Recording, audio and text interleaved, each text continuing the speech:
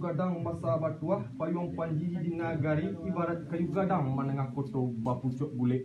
ba urik tunggang uriknya baki basilo batang gadang tampik pasandaran tiang nyorindang daun nyorimbun tempat bertaduh di kehujanan baki balinduang di kepanasan bagi sagaru anak kamanakan seratu urang kurang kampuang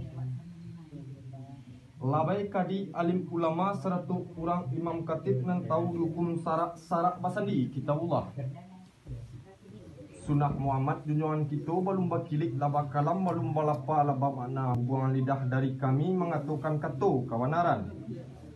lompik dibari basi tumpu cancang dibari ba andasan sambah dibari batumbuan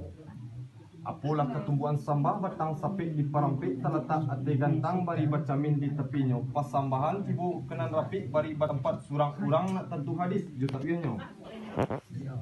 siangi bukit menyanda sika duduk dahan palano diwajibkan membawakan gala melarangkan menyebutkan nama Pak Datuk Raja Mung ketau Asia sembah di kumpulan mak jadi mak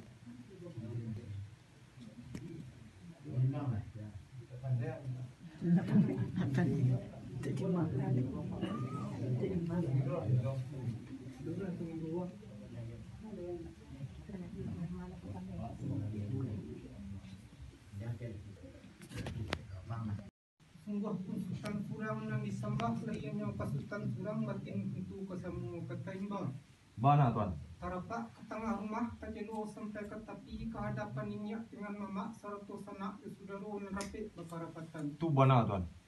hanya ndak izin dari sultan dipilih semupakat ke tampik unjang perempuan katu ketitian ia kapambuluh bana kamanta ia jumudia kamengong kiri cekonan bana disampaikan kepada sultan tu bana tuan di mas tanah yo mbo tuan dari pepatah mengatakan wilayah tuo dinan tuo bertuah negari de pangulu Semarang kampung de namudo sajak timudo alan jadi istana tu bana pihak di badan diri ambo panjang pasandang ate bau barik tadi tuang di kepala tak dapat menggeleng lagi istana tu bana tuan pokok katu bana ke tengah merah ke sumbo bunga pujian kunyang sikale 50 selendang bunganya kaco kiriman dari pulau kunjung istana bana tuan sebuah penambunan berunjang katu adat yang disabut katu bana dibawa kita hamak